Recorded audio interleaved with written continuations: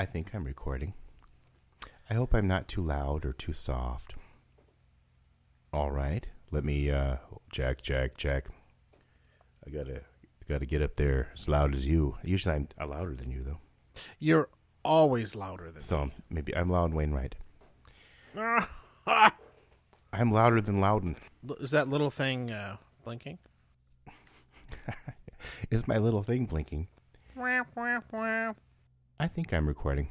I'm not getting up into the red or anything. That's fine. I think you might be louder than me today. That'll be fine. That'll be kind of funny. As opposed to the rest of the time when we're not funny. I don't know. Well, we do the best we can with what we have. And size doesn't matter. Welcome to 2020, all you sons of bitches. It's time to lean, and here's the song, episode 32. John and Phil talk a while and then write a song about something they talk about when they're talking. And it's a song. I was having dinner the other night with a former boss of mine. Boss Hog. Tony P. Yeah, and who's now retired. And she mentioned that she had listened to the show. Uh-oh. And I was like, oh, shit. Well, she's not your boss anymore. Yeah, I know. By now, people know what they're getting. I guess. Or not getting. You get what you pay for. The cold open. Yes, this is a cold open, and I have a cold still. Maybe it's cold outside. Oh. I'm so sick of playing that song. I tell you. You still do? No, not anymore. I think after New Year's they're stopping. Yeah. No. My groups I perform in still play original. And en natural. Tonight's episode is brought to you by the NBSOA, the American Naked Band Symphonies and Orchestras of America, since 1916. Stick that in your euphonium.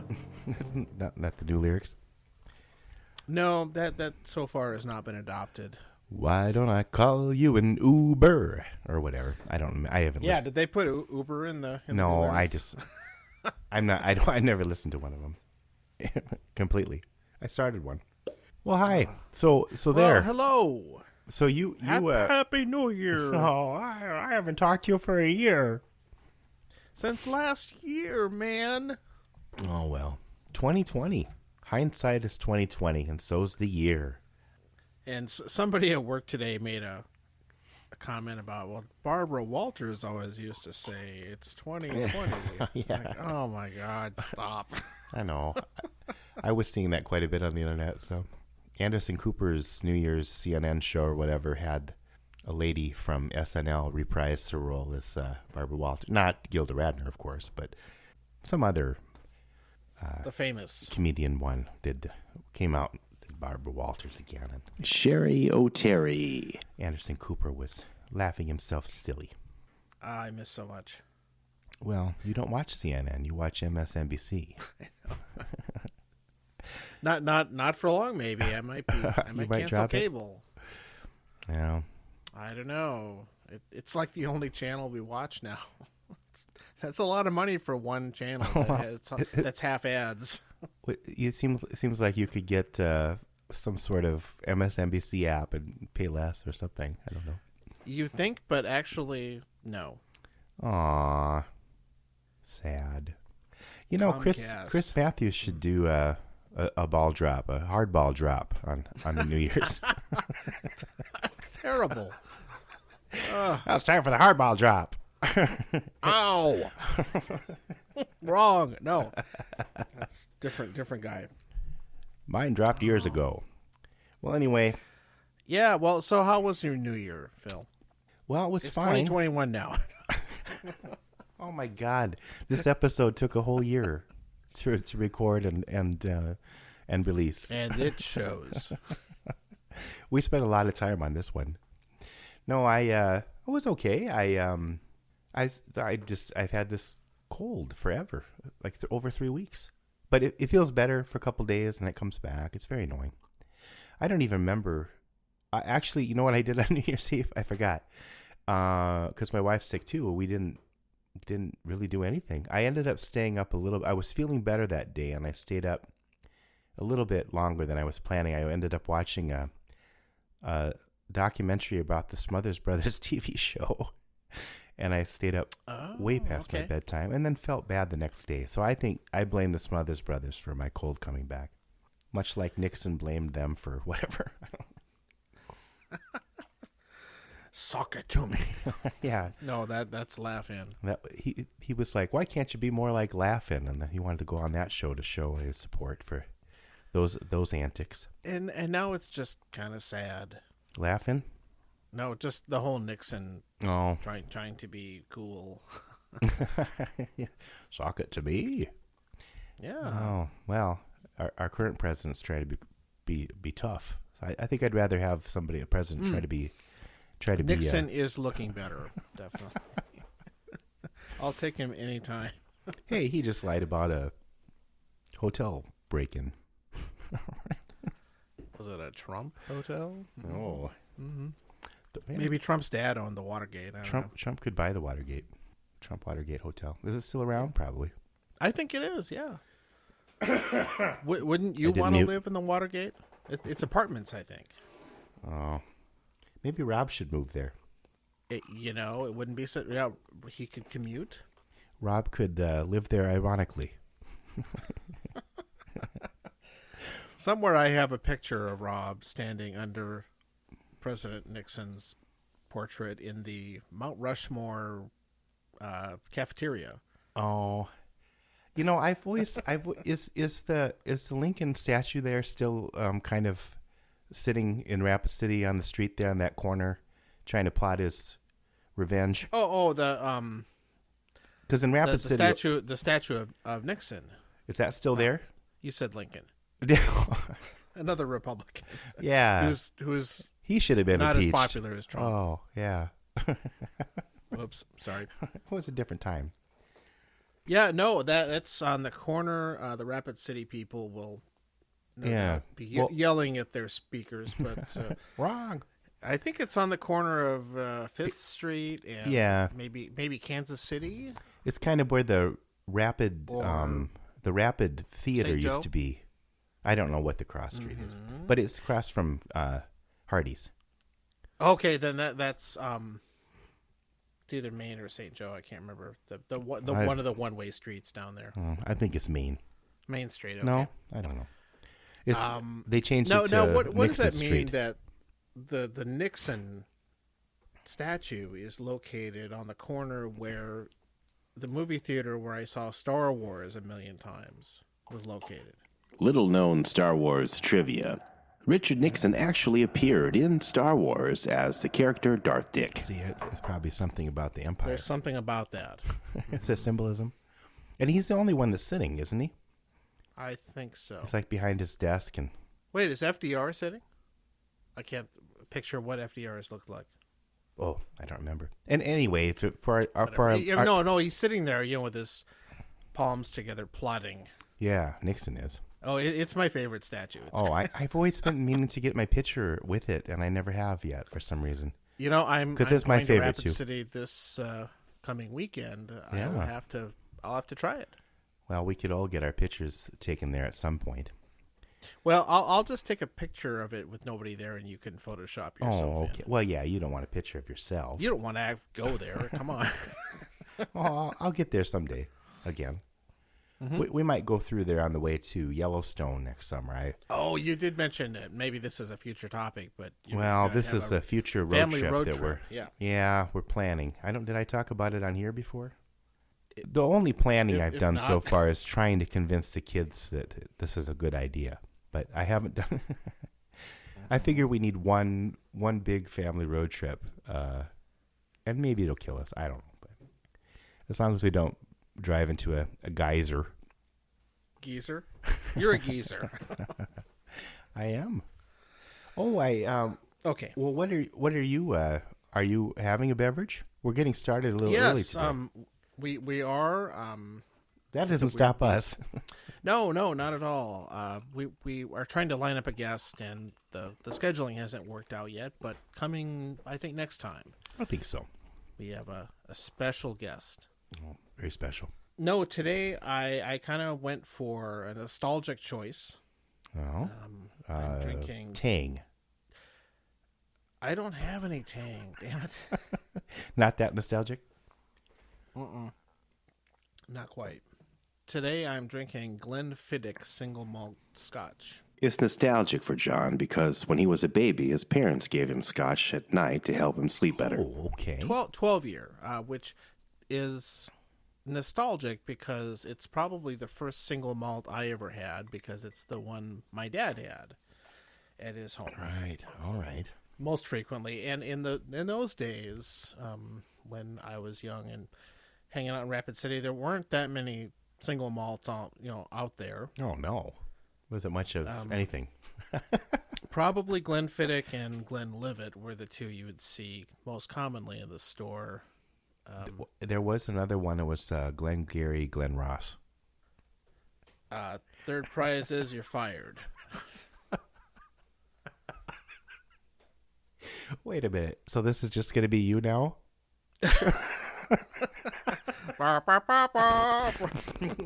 Okay. I have to do everything. You're going to be like talking to yourself somehow. I already am. So Glenfiddich. Yes. Or Fiddich, like Quidditch. Quiddick? I'm going to have a Quiddick match. Interesting. It's a standard 12-year single malt. It's very common. It's kind of a mass market single malt scotch. Sure. Not considered a connoisseur. No. Today, it's still a nice, pleasant, light scotch. It's 40%, so it's not high strength. It has a good fruity, refreshing kind of flavor to it, and it's just I have a soft spot for it. Well, maybe you should start with that at your upcoming scotch tasting. Oh, jumping ahead, aren't we? Well, I didn't know if you were going to talk about that. I'm hosting a scotch tasting with a coworker and some of his friends, and Phil, I think you're going to be coming. Yeah. I was invited. We're going to try and do a sampling of the different regions of Scotland. Very cool. So I think I've got 5 identified that we're going to sample and talk about. I think it'll be fun, and 2 or 3 of them I have never had. So I'm looking very cool. To that. Yep, I've got them all picked up and ready to go. All pre-tariff. Yeah, it's funny about the tariff thing. I don't think it ever came out. Is it? Well, it supposedly been in effect, but so far the prices have been normal. I think over the holidays, a lot of the stores and distributors bought extra. Oh, okay, I get it. And I ironically, I got some really good deals. Just so I actually overbought a little bit, thinking like, well, this is a good deal, and who knows if it'll be this cheap for a long time. So I have quite a bit on hand right now. I mean, short term, it's been beneficial for we customers, us customers, whatever. It sounds wrong no matter how you say it. Customers are we, and so that's great, but who knows how it's going to go? And I figure I've got some stocked up, and there's lots of bourbon and rye out there now to try too. Oh yeah. So anyway, the Glenfiddich is very nice. It's a great one to kind of start getting into scotch with. The other one on the same sale I picked up was another very similar category. It's called Glenmorangie. Oh yeah, I went through. That's another big. I went through a phase with that one. Ones.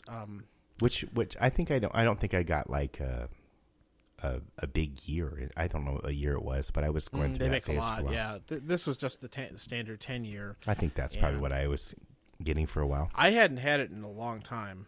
Yeah, I remember liking that one a lot. I sampled it the other night, and it's better than I remember. It's very nice. Well, it was my favorite for a little while. So it's not one of the peaty ones. You know, I think I got a sale on it for like $24 or something, and yeah, I was getting a good price for it for a while. That's great. That's just great. Kind of forgot about that one. That's what I have. How about you? Well, I have water and a ginger ale, and then I had a little bit of Jim Beam Black, extra oaked or something. I don't know. Now, are you drinking the black or the double oak? No, it's the black. Okay. Extra Back in the aged black. or something. A back rub? Right now that's kind of the bargain, decent bourbon. I have. I've been nursing the. And having a cold. I don't. I definitely don't drink as much. Haven't been drinking as much lately, but I do still have. I ended up getting a little Blanton's, and I've been nursing that. You don't want to drink that too much, so that's just for special occasions, like Mondays and Tuesdays and Fridays, Saturdays. Take 2 Vespers. Sundays. Yeah. Well, this weekend I went to so for a long time I used to live in Northeast Minneapolis, Northeast as some would say, and that was many years ago, and I don't remember when, 1990, whatever, 6, 5, I don't know, but it's changed a lot over the years since I've been there. And they went through a big craft brewery phase. And I was like, there was all these popping up out there. I got to go check it out. And I never did. And now the distilleries started popping up a few years ago. And I went to the Norseman. Need another drink. Distillery in Northeast Minneapolis, and I had their gin before because you can buy it in stores and it's good, but they I tell you they have a lot of fun with their cocktails. They make gin and the general kind of distillery things, but they have all sorts of other things that they make their own.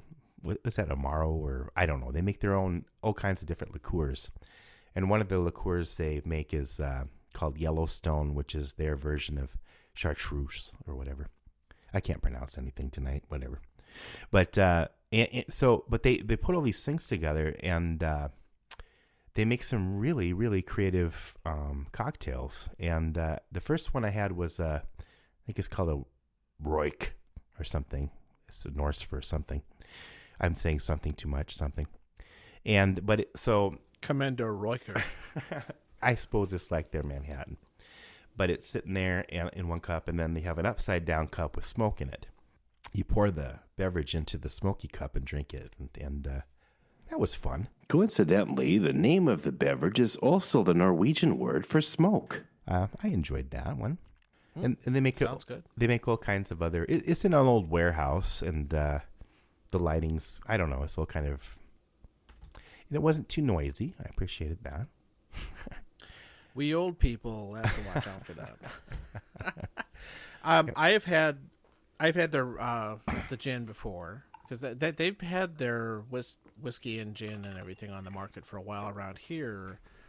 And the one thing that always amused me about them is they would have they had a high proof version of their gin, and they called it Norseman Strength. Yeah, great. they do. I think they have what is that? Navy Strength or something too, like the British gin, or yeah, it's their word for high strength. I think they have more than one kind of gin now, but yeah, and they were cool. one of the first outfits, local outfits, to do rum. Yeah, I tried the rum once too, which I thought was good, although it had a kind of woodiness to it that tasted odd to me in some cocktails. Sure. But it was if you just sample it straight up, it was nice. Well, I thought we should try to go to their tour. There's another distillery a couple blocks from there. Is that Tattersall, I think? Yeah, I've been to Tattersall. I've just been to the cocktail room there. Yeah. That's a cool place too. They make good stuff. I thought the Norsemen did some. I don't know. They had some really creative things going on, and lots of herbs thrown in there, like rosemary or sage, or huge chunks of. It's almost like a. Parsley, sage, rosemary, thyme. What key are we in? It was atonal. No, yeah, and the way I feel kind of bad, I didn't eat the sage after I was done with the drink, but I got one of the drinks was called the Flamingo because it's pink, I'm guessing. Oh, yes. And it had their version of tequila, which they spell differently for some, and I don't know if they're just being silly or it's tequila in Norwegian or well, it's like Teekeel. I don't know. I don't know why they did that. I should have asked somebody. But Minnesota stuff, because it's not proprietary, anybody can make a tequila, can't they? You don't have to copy. The name isn't like no, I don't think so. Some kind of copyright. I'm very ignorant about tequila and mezcal and all that stuff. I should probably, I'll explore those other boozes when I win the lottery and have lots of money. It's sort of like you have so many things to watch. I mean, there's so many things to drink. That's exactly right. Yeah. And I had a bad experience with tequila in college, and I swore it was vodka. Well, that was after college. Sorry. I swore I would never drink tequila again. Later on, I tried some. Granted, this was terrible tequila that I drank too much of. But they have other tequilas that you sip and stuff like that are actually, I don't know, really good supposedly. But I've had mezcal and a couple different. I played cocktails. the song Tequila way more than I drink it. I bet. Oh, we're gonna get taken off. It's copyrighted. Yeah, that's funny. Speaking of that, as I probably mentioned before, a lot of the music I play is with groups that appeal to ballroom dance people. So they're very particular about their styles and steps, tempos, and yes, they're very particular. They got to be just right, steady. And one of them is one of the steps they ask for, which we don't do that often, is called a merengue. Oh. So look it up if you're curious. It's a Latin style. I've heard of meringue. No, lemon merengue pie. I've heard of merengue. I can't picture one right now. So a friend of mine who's the drummer in a couple of these groups did some research, and he one of the tunes he found that fits exactly in that style is the theme from I Love Lucy. So if you can picture how the theme from the TV show goes, that's a merengue. That's a merengue, and it's got that Desi Arnaz orchestra, shaker things going on, and it's exactly the right style. That's a merengue. So it's in the Latin family, I guess you'd say. It is, and then he was clever and did some more looking around, and the other thing, which is the theme from Star Trek, is also a really good merengue. Did he do a medley? Isn't that great? Did he do a medley? So yes, we did them together on New Year's Eve as a medley. Oh no! It was so fun, and I wish I could have heard that. And so we're doing this, and then our singer. Did she do the Star Trek part? She did just kind of improvised. It was so great. I just loved it, and of course, since I'm a total nerd about this stuff, I had to make the connection between these two things. Beyond that, they both work as merengues. They're both produced by the same company, aren't they? Yes, they. So sorry, I didn't mean to steal your. No. It's very obvious, and I knew people this are one. nodding their heads that are into Star Trek because Lucille Ball greenlit Star Trek. Oh, God bless her. And her production company made the show. Also, Mission Impossible was the other one she approved that year. So pretty good judgment. I'm wondering. Now, Mission Impossible, that's a merengue also. So there is a weird connection there. No, I mean, I don't know if that is. You could probably adapt it. You can do all sorts of stuff. Oh, you could make it into one. This was such a funny thing. I'd never. I wish I could have heard that. I would have been on the floor. Next time we do it, I will try and turn on my phone or something. It was just hilarious. I don't know. I think that's funny, but we do all this waltzes and cha-chas and blah blah blah kind of stuffy, and once in a while we do something really cool, and this was that. Well, you kind of have to do something for the band. I mean, the audience will like it too if they get it, but Sometimes you got to do something for the band too. You can't just keep. Yeah, Let's yeah, do we were all tequila pretty again. impressed. So Hilarious. it has a weird the I Love Lucy theme is a little bit awkward to put together if you don't have an arrangement of it. So we managed to do that. I can't imagine. Tangent there. So what do you want to talk about tonight? You have a topic? I have a topic. I was going to talk about topics. No, that's too meta. One thing I'd been thinking about was, I know your dad was the conductor of the Rapid City, what is it called? Symphony? No, Black Hill Symphony? It used to be called the Rapid City Symphony. Okay. And now it's the Black Hills Symphony. All right. So I was both right. Yeah. But and sometimes celebrities would come through, or for Rapid City celebrities. But I remember I was thinking of different famous name dropping episode or something. Famous people I've met. No, I don't know. Maybe that's not exciting. But what I do remember. It's not Taco John's, but. I just remember Steve Allen came to Rapid City that one year, and I remember. Let's see. I think you had you and I, and who else was with us? Was it Sean? There was a third person. I think you thought, oh, we'll meet Steve Allen, and maybe something magical will happen. I don't know what, but I just remember he was on the stage by himself, and we kind of came up there and had a little table and a little tiny mini tape recorder thing, and we just kind of stared at him for a while, because nobody knew what to say, and I don't know, maybe he was used to that as a celebrity. I guess that happens, but having these kids kind of stare at you. And I think finally I asked him what the little tape recorder was about, and he told me that he had that with him at all times in case he had a song idea. Because I think he had the world record for most published songs or something like that. That's right, actually.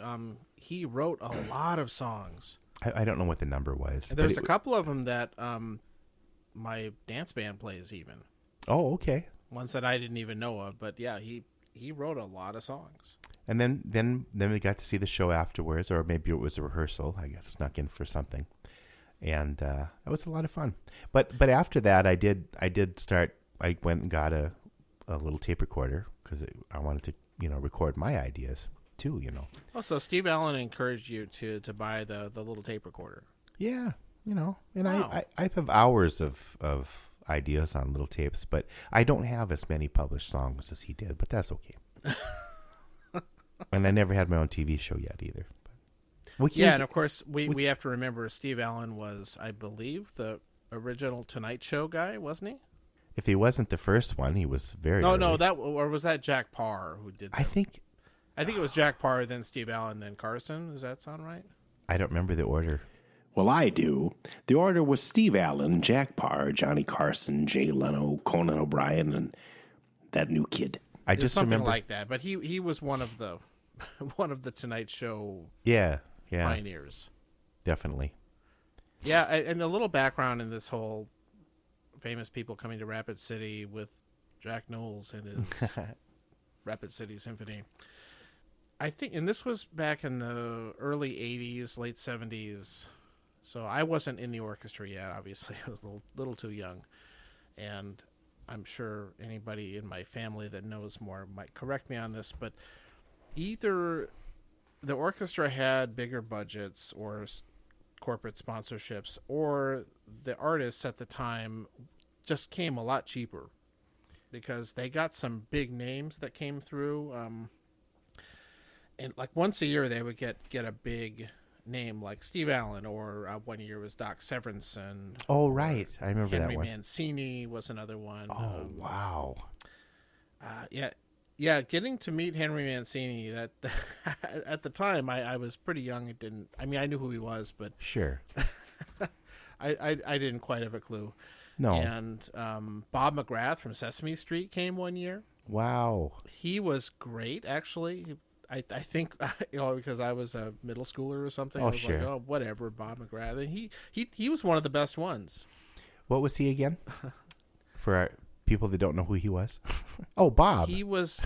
Was he Bob? Yeah, Bob. I was thinking like, Look him up. oh, he was the voice for. Oh, wait, Bob. Never mind. No, he did a great show, and he was very. And the thing that I remember beyond just like, hey, I was in the same room with Henry Mancini or something, whatever. Beyond remembering that, I remember what they did in their performance or how they acted toward the locals. Sure. And I think for some of these guys, it was just another, oh, I got to go out to South Dakota and Yeah. It's whatever. In between Denver and Minneapolis or St. Paul. Yeah. It's just like it's another. It was a stopover I got to place. work with these amateur musicians and blah Yeah. blah blah, and that sometimes was the case. It was a chore. They couldn't wait to get out of there. They didn't even want to pretend to be nice to people, and No. I mean they weren't assholes, but they also you could just tell that they were not. This is not what they wanted to do. And that was the vibe I know that came off of Mancini, for example. Oh.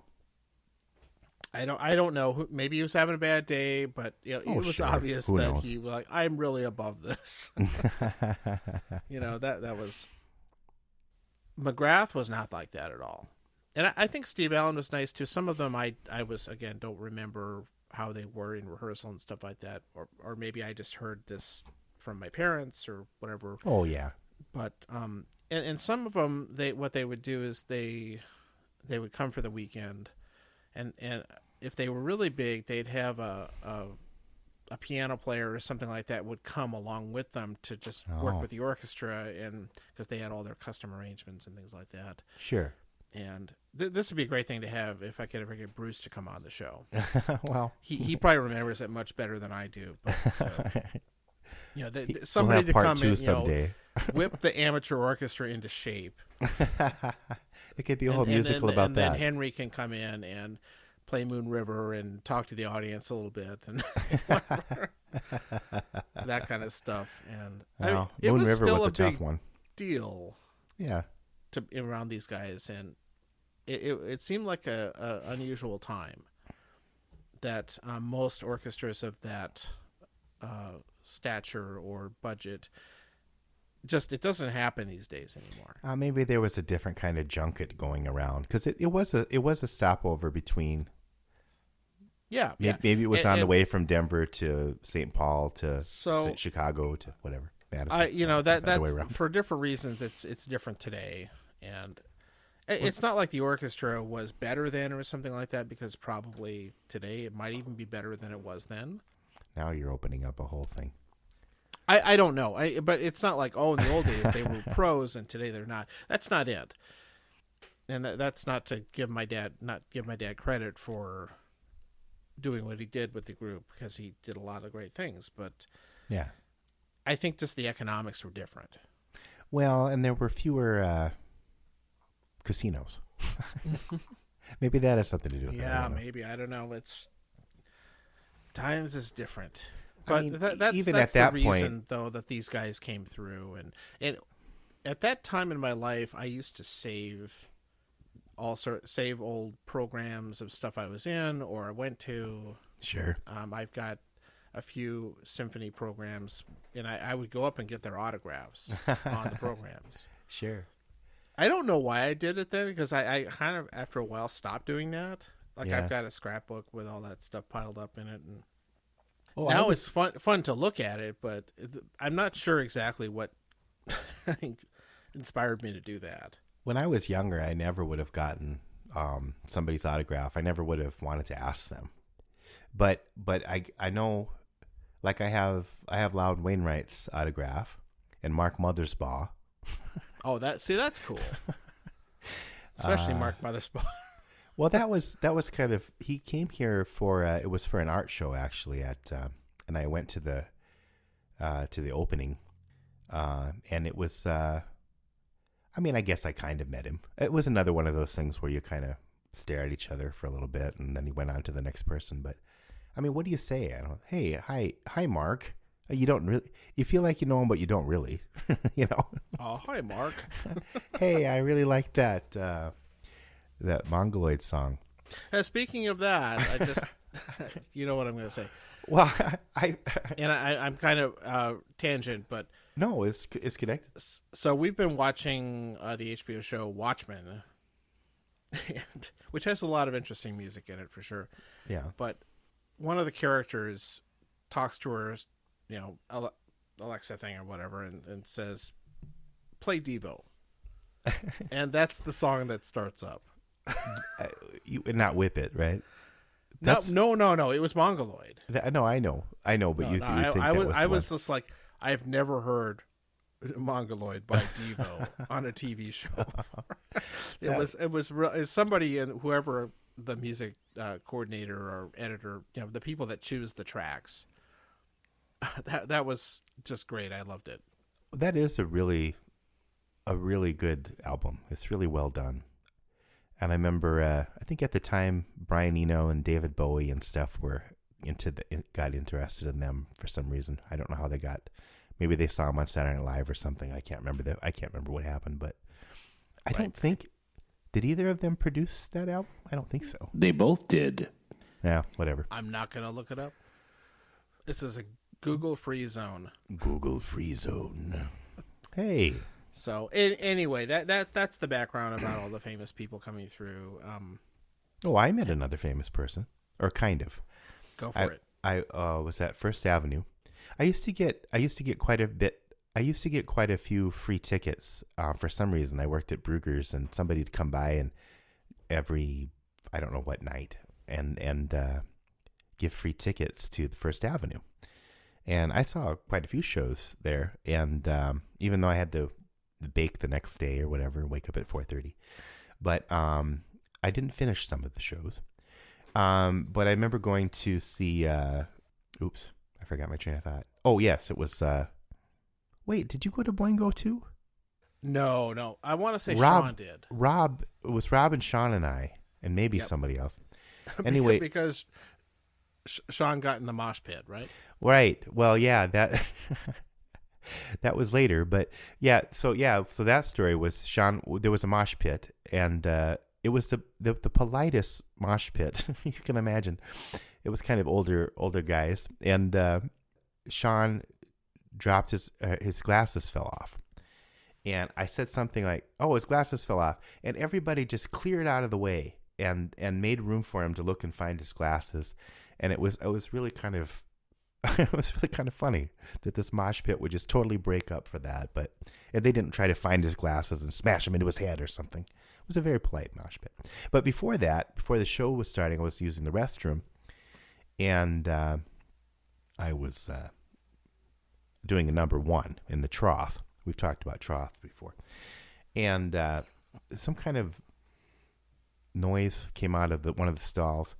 And not the noise you might be thinking, but I don't like it. Somebody drops. I don't know what it was, but and then there was this Vatos is in the house, and just yelling in the bathroom, and it echoed, and we just started laughing because Vatos was the drummer, I think, of Oingo Boingo. So I didn't meet him. I didn't wait till he come out and make sure he washed his hands or anything like that. But I kind of met Vatos in the restroom.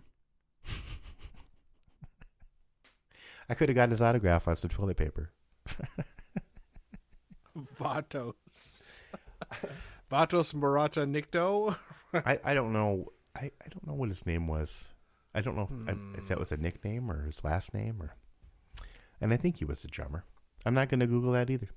I should know. I was big into Oingo Boingo back then. Mm-hmm. But this was when they were Boingo. They kept dropping. So who said Vatos is in the house? Was that Danny Elfman? No, it was Vatos. Oh, Vatos was in the house. Self-referencing. Right. Okay. I'm glad we clarified that. The Royal Vatos. Yeah, it was actually Vatos is in the bathroom. Well, I was like, well, why is it? Vatos. I was like, isn't there like don't the stars have a different bathroom? I mean, Prince. Yeah, they should have a green room. Even Mancini's Char House has a green room with a bathroom. I mean, I can't imagine Prince ever used the main restroom. Prince likes the trough. Well, maybe he had a song He about might that. have. He. Purple trough, purple trough. I don't know. He did some weird shit. Hey, he did the trough, man. That's where he got the idea for it's gonna potty like it's 1999. But he changed the lyrics later. That's really Nice. dumb. I don't know. I think that was dumb. Okay, fine. Okay.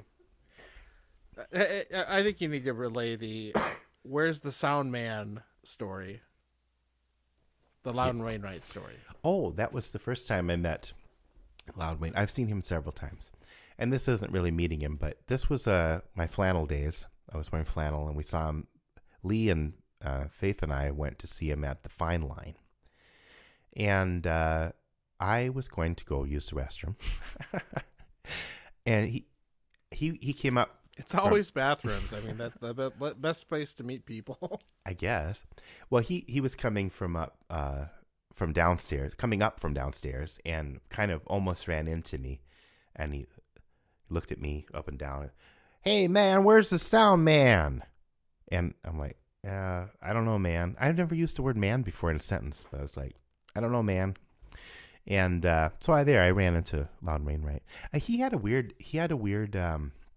That was a weird show. I've seen him a few times. Maybe he was having a really bad day or something. He did a great show. I mean, don't get me wrong. He's professional, but he just seemed, maybe the sound wasn't quite right or something. It sounded fine to me, but maybe to him it wasn't, the show wasn't working right technically or something.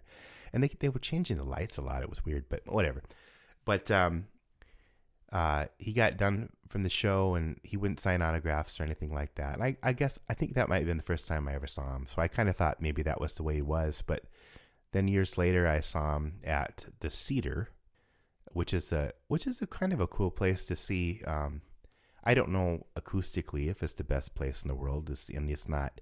And you're sitting in folding chairs, but it's a lot more intimate. Even if you're in the back row, you're right there, because it isn't that big of a venue. But do they have a trough? No, they don't have a trough. Okay. I don't think. Maybe they have a really small one. Oh, that was a sink. I accidentally used a sink. No, sorry, Cedar. It had ice in it, so I got confused. There was but anyway, at that one, he was, up front and really jovial and signing CDs, and so I had him sign. It was History. I actually went to that show with my dad, which was kind of funny or not funny, but he has a song about his dad on that album, and I said, "Hey, you're Loudon."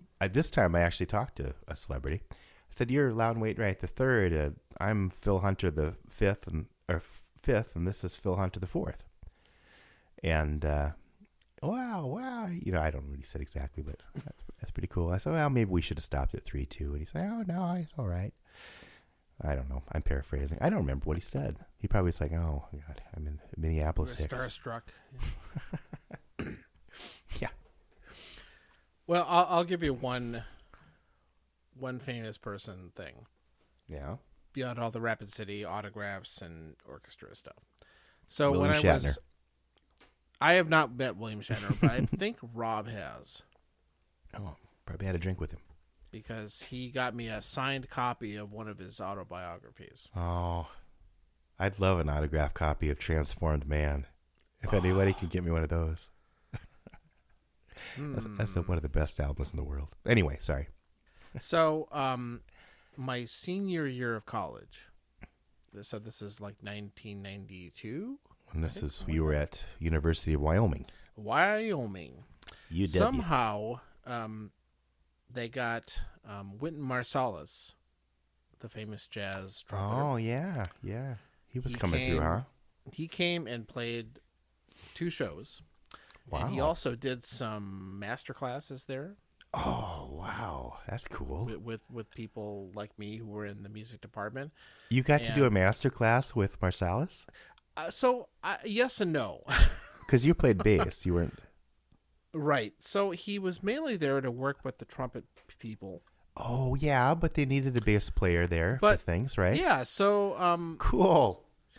I sort of got. I can if I stretch it a little bit, I can say I got to play with Wynton Marsalis. You know what? If you're going where I'm thinking you're going, you played with him. So yeah, in this session where it was mostly about it was just that he had had the students form a rhythm section. So I was there with him, and some of the trumpet players got to play, and he would talk to them. It was mostly about them. Well, right. I get it. So it wasn't like Jacko came or something. No. It was not bass centric. Right. The thing that I always remember about it though is and he was really cool. I mean, he was great. Except one of our mutual friends. Oh no.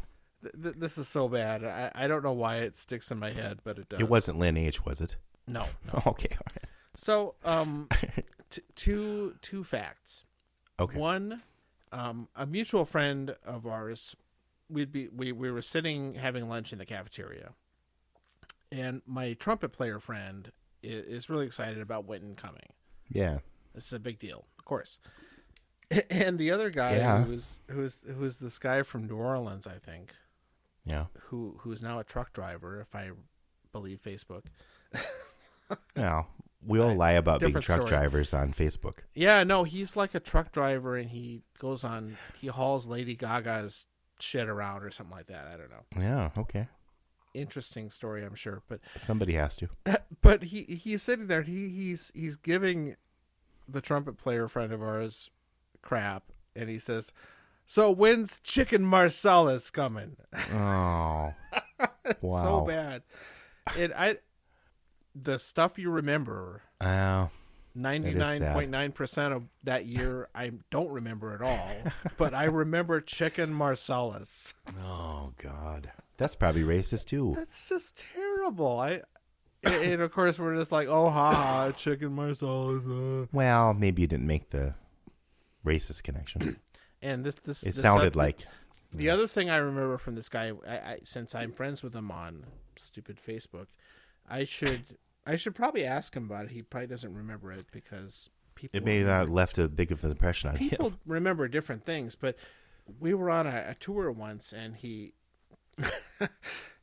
drive by this motel. It's called La Quinta. Oh no! You've seen these, right? Yeah. I'm afraid of where you're going here. Yeah. So the La Quinta has a Denny's attached to Quinta? I don't know. Quinta? Yeah, with a key. Yeah. Key. Quinta. I hope you get a key. What Or key is this in? I'm going to play some Glenfiddich. And so we're driving by this, and he's like, "You know what La Quinta means in Spanish?" Oh. And he goes, "It means next to Denny's." Oh, okay. That's actually kind of funny. It's kind of funny, yeah. I thought it was going to go a different direction. No. I was afraid fine. we're going to have to definitely safe. edit this out. We're okay. But that actually is kind of funny. But whenever I see a La Quinta, I think, oh, it's next to Denny's. Well, the Lazy U was next to a Perkins. People make a difference in your life in ways you can't anticipate. No, and that they wouldn't think of either. No, I bet he would think. Did I say that? I don't know. Well, that happens because I know on Facebook, people will message me, "Hey, remember that time?" And no, right? Remember that time you did this thing that was so funny? Or no. Okay, so here's the second memory of that. Yeah. That in your UW years. So Wynton Marsalis is in the house. Yeah. And it's exciting. We're gonna play something, and he's talking to one of the trumpet players, and he says, 12 bar blues. Yeah. Standard issue. And I just freeze. Oh no. It's you like froze? Yeah, like yeah. It's just like, weird. Oh shit, I don't remember because I was just like nervous or something like that. Well, no, I know your brain freeze. Yeah. Yeah. I was. It's like when you see a celebrity, and you're like, huh? Okay. But for a minute there, it was like, oh shit, I don't know what chords I'm supposed to play. He's like, you stupid Wyoming kid. Oh. No, it turned out fine. Yeah. But there was a moment there. Really scary. I'm surprised you froze. That's funny. I'm surprised you didn't just do it. Even John freezes sometimes, folks. He's a pro. I freeze. Oh. Brain freeze. Maybe it's cold outside. Another time I was at a concert, I don't think I met Warren Zevon, but one of the times I saw, or Zevon, as maybe somebody would say, Gimlet, it was at the Cedar, and this was right after Jesse Ventura won the governor's race, and I think Warren Zevon was in town kind of connected to that, because Jesse wanted Warren Zevon to perform at his inaugural bash. My inaugural bash. And I ain't got time to breed. But that was, we're watching the concert, and Jesse Ventura was in the seat behind me. I think it was Blake and I were there. And, I think Warren was tuning or something like that, or changing a string or something like that. And there was just a short pause. Normally it would be filled with wry banter that Warren Zevon would do, but this was a little then people take that. They don't seem to do that in concerts as much that I've gone to lately, but they yell out, play this or play that, or that kind of thing. And Jesse Ventura said, let him play what he wants to play. And Warren had this little kind of half smirk thing. His eyes lit up a little bit. And he said, thanks, Governor.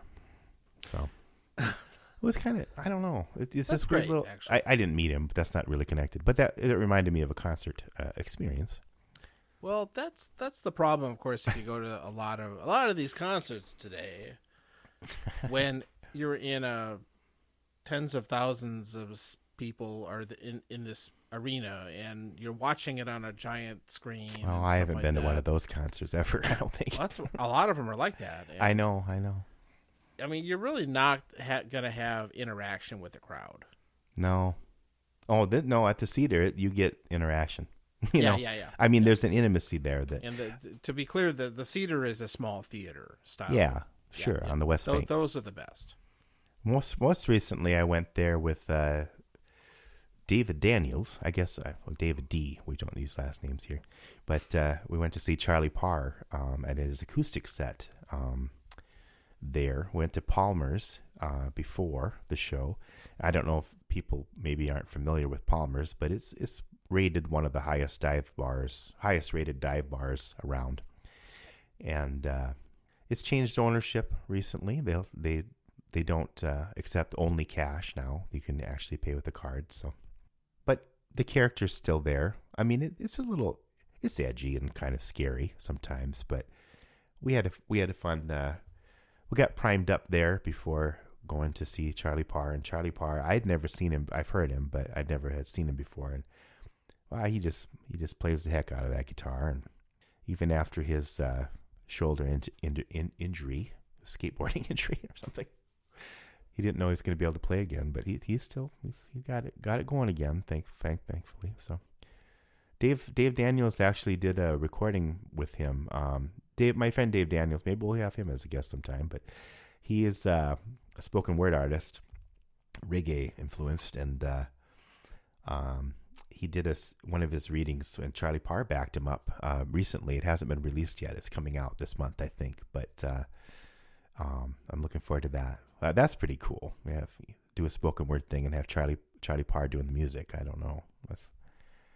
I guess they worked together before. Charlie's gotten kind of big around here, and not just here. He's getting a little more attention nationwide. Anyway, I didn't meet him. That's cool. I walked by him. Those kind of shows are great, and one of the best ones I saw of that style was I guess maybe former. I don't listen to him much anymore, but Lyle Lovett, for example. Oh, you've seen him a few times, haven't you? A few times, yeah.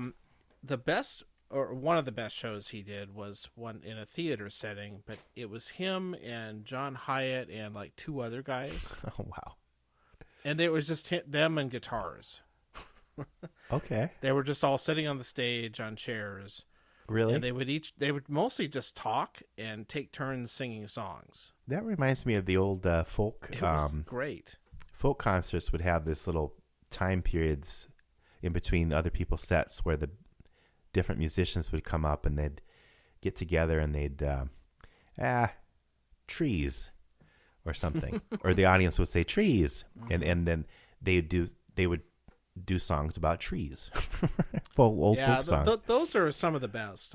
I mean, Lovett can do great stuff too. I mean, the other one is his large band tour. That's a different thing. Also a theater style thing. So that was a great concert too. I would have really liked to see that concert with just them on the stage like that. That sounds really different. Yeah, it was amazing actually. That sounds really cool. Long time ago though. I swear one of my earliest memories is meeting Chris Christopherson. Really? But my dad said, I don't know how that could have happened. But my dad was maybe stoned, so maybe it would happen. Or not stoned, but high. I swear, why would I have dreamt about Chris Christopherson? But memory is a weird thing. But I remember it was an outdoor folk festival as a kid in this huge field, and there was tents and stuff, and I was wandering around where I shouldn't have been. Hey, man, were you at Woodstock? It wasn't Woodstock. I wasn't alive. Oh. I was in the mud. No, but the brown acid is 1 year and 1-year-old. No, I swear I wandered behind one of these tents and came out and looked up, and it was Chris Christopherson. But he said, "Where's the sound man?" they just all think you know where the sound man is. And I said, But my dad said, I don't know how that could have happened. But I don't know. He should let you have your dreams. Come on. Maybe it just was a dream. Memory's a weird thing. But why would I have dreamt about that? So speaking of other odd songs that show up in shows. Yeah. So once in a while, we watch all the critically acclaimed shows. No. So Watchmen and I've heard good things Succession about the Watchmen. Watchmen is really good, by the way. But yeah. The one thing I'll say about Watchmen is that they barely give you enough to go on if you don't know the comics or the movie and stuff like that. Yeah. Because it's not really a redo; it's a sequel. Oh, I didn't know that. So it takes place after the movie and the comic books. Oh, I didn't see the movie. Yeah, I did. And did I? Is that remember it? Is one of the characters the hammer, or the barrier, or the shoveler, or that's a different? That's a different movie. Anyway, I get them all confused. Phil is confused with 1999's Mystery Men. It's Dr. Manhattan. Oh, hey, I wonder what he drinks. Dr. Jim Lee. Yeah. Where was I going with this? It shows you watching songs. So sometimes you need something dumb. we like to turn on something just silly. Oh, so we in found general, this show on one of the streaming services. Mindless, I think is. It's basically a sitcom set in the 80s, and okay. it's almost deliberately targeted at my age group because it takes place in like 1985, and it's a series. Yeah, it's a comedy series. That 80s show? It might as well be. It's called Red Oaks. Oh, I don't know this one. I hadn't heard of it. We stumbled across it, and it's actually very funny. Oh, and it's about these kids that work at a New Jersey country club in the summer. Okay. Pretty standard stuff. So it's like the comedy Stranger Things. I don't know. Yeah, a little bit. Is it like retro. It's like Meatballs or whatever? Yeah, or Caddyshack. Right, that would be more. Yeah, it's very Caddyshack-like. That's a better analogy. And one of the people in it, one of the grown-ups, is played by Paul Reiser. Oh, he was in the Stranger Things too. Yeah, he turns up in a lot of places. He turns out an 80s reference. He was also in the show The Kaminsky Method. Oh. Which is an interesting show with Michael Douglas and some other guy that. Oh, yeah, I heard about that. That's another show I never saw. If you like Time to Lean and Here's a Song, you'll love the spin-off podcast called Things Phil Never Saw, a romp-roaring yuck fest of listing things that Phil's never seen. Anyway, so, there's a lot of period music in it, of course, because it's aimed at our generation. And it's like, that's great. I love Journey. No, Journey. There's a lot of that, but so I remember the video game. One of the episodes ends, and there's a song that comes on, and it's, believe it or not, and maybe you don't remember this, but Roger Hodgson from Supertramp, his first solo album. Oh yeah, no, I had that. Eye of the Storm. Wow, that song was in at the end of the episode. Well, now there was a video for that one. That was such an odd thing to show up. That is odd. I remember the video for that. I think I actually knew. I think I actually saw that video before I knew who Supertramp was. Yeah. The video is hilariously bad. Isn't it just him running in a storm? Running like he's naked in a bunch of clouds. It's so bad. Well, Rob used to really love to make fun of it. Oh, it's so over the top and pretentious, and I loved it. It wasn't meant to be funny. I remember laughing. No. It was. He was very self-serious. Oh, okay. For some reason, I thought it was supposed to be. I don't know. I remember it being hilarious. No, I don't think it was supposed to be funny. I haven't watched it since the '80s, but I'll have to watch that one on YouTube tonight or something. Yeah. That was the one single from his first solo album. And if those of you who don't remember, Roger Hodgson was the one of the two vocalists from Supertramp. The Logic song. Yep, the Logical song and a number of others. And sure. Not just that he one. left the group in the early 80s, and he came for out artistic with his first solo differences. album. And, it's interesting. They never, as far as I know, never got back together. No, I don't know what happened there. But Supertramp kept going with just the other singer for a while, but they weren't. I think they had a good counterbalance that was missing. I don't know. Well, that figures, right? Yeah, Len McCartney. So they haven't held up amazingly well over the years, but when I was growing up, I loved Supertramp. Well, I remember copying some of your CDs or something. I had all of their albums. Well, the Girlfriend song, or whatever that's called, that was kind of funny. What was that? I don't know the name of the song. Take a look at my girlfriend. Oh, yeah, that's from Breakfast She's in America. the only one I got. That's a good album. That is the Supertramp album. Yeah. I think that album is still fine. Lots of power chords and sure. great stuff. Yeah. Yeah. That was the pinnacle. The I think Logical that song is on that album, and Goodbye Stranger, and that was a good album. I listened to that one when I was painting my youngest kid's bedroom many years ago. For some reason, I went through a little. I thought you just painted this kid's bedroom. No. It took I'm you sorry. 2 years? No. No, it almost. No, that's a whole other story. No, my first child, April, when she was moving into her. I thought you said youngest child. I did, but when I meant when my oldest child was the youngest. Oh my God! I don't know what I meant. I'm losing it. This is the worst one ever. God. Why does anybody listen to this? I don't know if they do. We get plenty of downloads, but I don't know if they're finished. And that's fine. But yeah, so I listened to that album again. This was many years ago, but I kind of went through it. I was like, oh, this is good still. So I don't know. Yeah, that one mostly holds up, I think. Whoa. Well, that's all I got. I pretty much said what we were watching lately. I'm still buying Blu-ray discs, which is kind of funny these days. You're buying them? Oh, you just got some weird mangled masterpiece. I got this. It came in the mail today, actually, but it's a Blu-ray deluxe version of this movie called Major Dundee, which is a 1965 Western. Should have had it delivered Pony Express. Just about. It almost took that long. But it's it came from Austria. Okay. Yeah, it's Germany. It's from Amazon.de.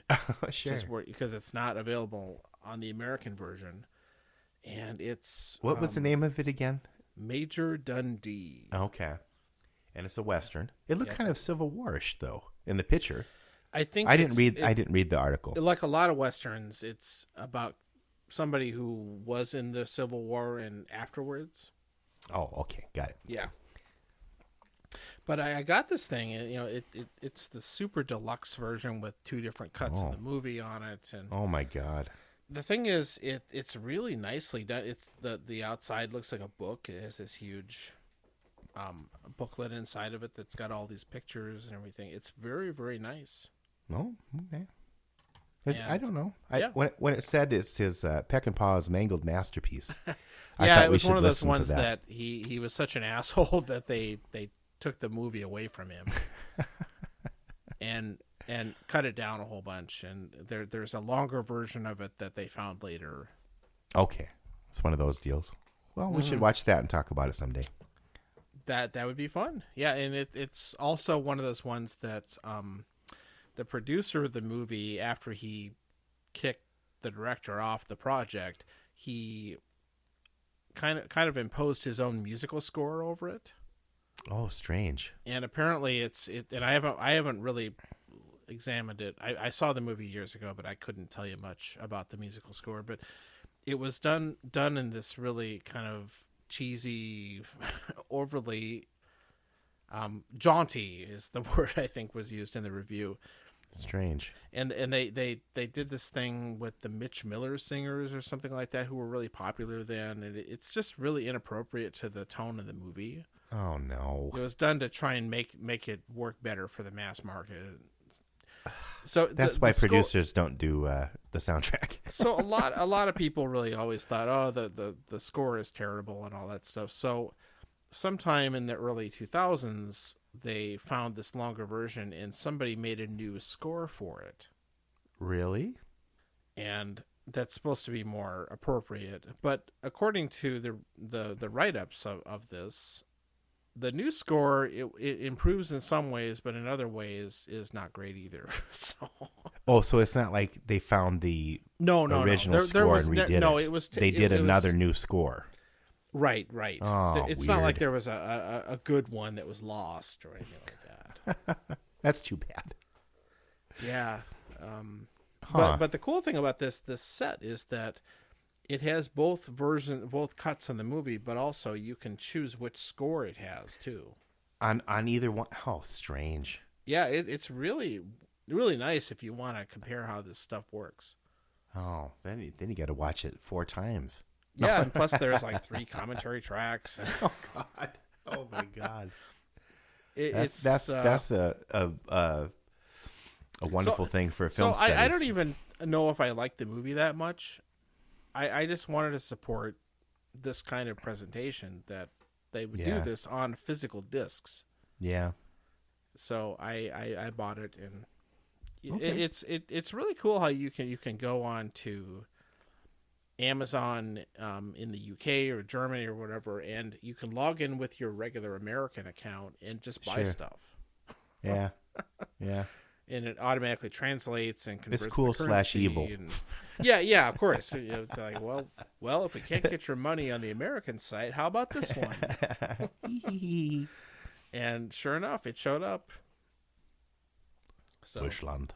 Anyway, we'll see how the movie actually is. It might be horrible. No, I've never seen it.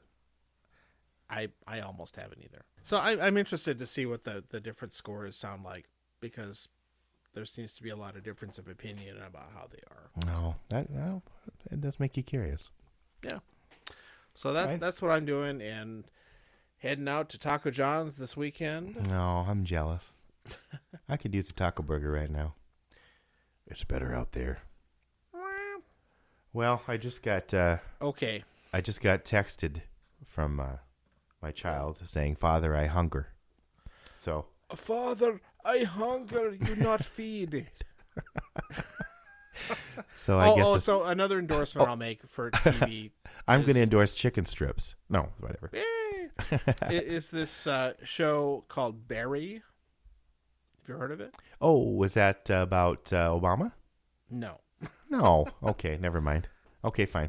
He's looking better too. Barry. It's a show about this hitman who decides to become an actor. Oh, okay. It's Bill Hader is the lead guy. Oh, all right. And That's the funny. acting coach teacher guy is played by Henry Winkler.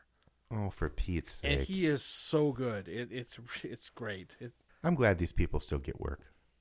If you're tired of Baby Yoda, you could move over to Barry. I have so far. So have you seen Star Wars? No, I don't have that. No, my the movie. I mean. Oh no, I haven't seen that yet either. Yeah, me neither. Well, I just haven't felt well. We were gonna go, but I was like, I'm gonna wait till I feel better. I don't want to cough. Okay, maybe next time we can talk about it. Well, I'm gonna see it. I kind of have to, and they know you that. have to. I guess we're the holdouts. Disney commands it. The movie I saw recently, I was Parasite. My actual youngest daughter is into Korean. She got started interested in Korean music, K-pop, and it's kind of evolved into Korean culture and that. And somehow she heard about this movie, and it's R-rated, and she's only 12. But I was like, I don't know. My dad's like, well, I took you to R-rated movies, like Meaning of Life when you were a kid, and I said, well, yeah, that was pretty weird. But it's like that's not really making a good argument, Dad. But I took her, and it's the same director that did Snowpiercer. Oh yeah, that's supposed to be. And that thing with the pig-like animal. But anyway, I haven't seen either of those two movies yet, but I will now. But Parasite was good. It was I would recommend it. It's weird. I didn't know how weird it was going to be. I expected it would be weird, but it's pretty dark. And the thing I thought was the most interesting thing about it was the statement about class. Like the classes, the division between the classes, and which is an appropriate theme for these days because that's becoming more of an issue as wages never go up and whatever. But cool. You're like school in the summertime. So I recommend no class. I'm classless. I don't know. I'm middle class, I guess. All right. So there. Well, there's no song in this one. I really don't know what song we're gonna do for this one.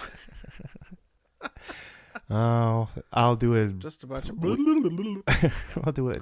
Time to Lean New Year's song. Hey. Or did we already do that? 2020 vision. Ding. 10%. All right.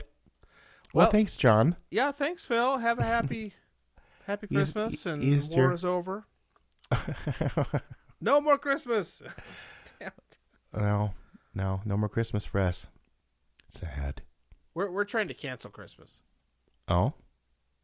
We're really trying to talk our families into going on a cruise next year. I do an experience instead. Instead of buying presents. I think that's a great idea. Yeah, it never works, but we'll try. Oh, you've tried it before. I know. We keep trying. Your mom keeps trying to buy presents for people, though. Yeah. Those moms. Hi, Mom. Right. Good night. Good night. Good night. And here's the song. Whoa.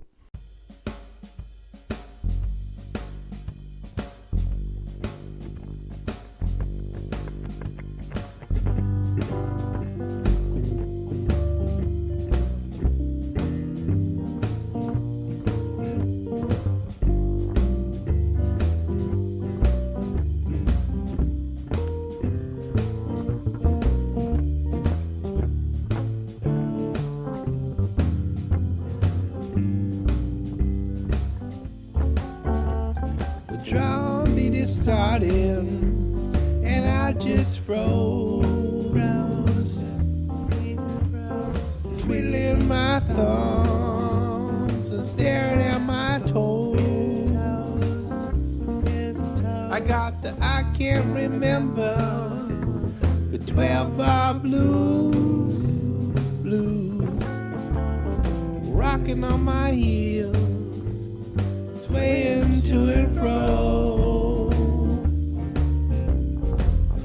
I'm sweating bullets, turning pale as driven snow. Lord help 12-bar blues go.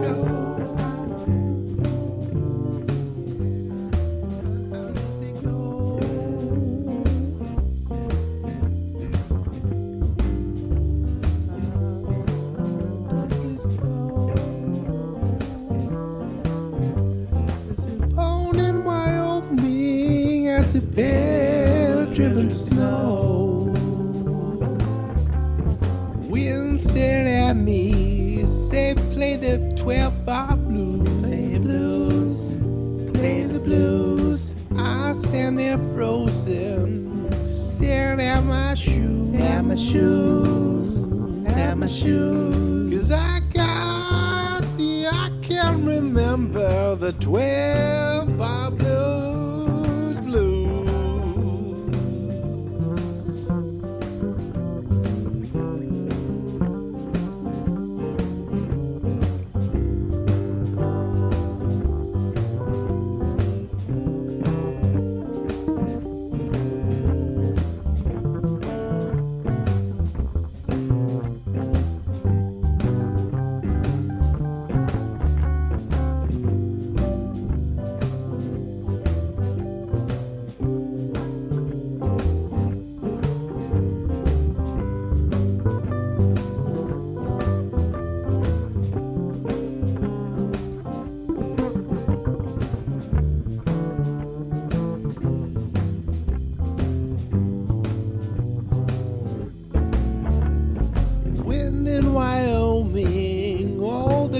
So white as snow, white as snow, white as snow. Rocking on the hills, swaying to and fro, to and fro. 'Cause they can't remember how the 12 bars blues go. Whoa.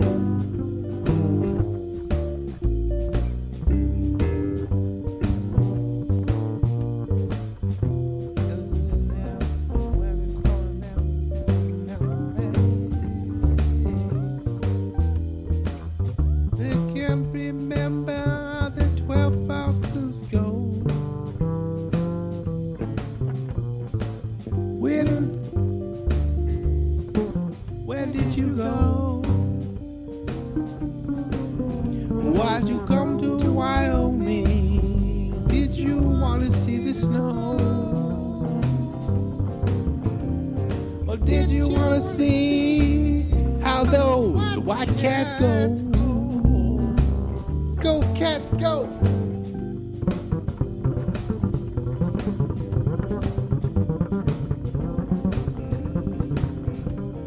Twiddling my thumbs, staring at my toes, at his toes.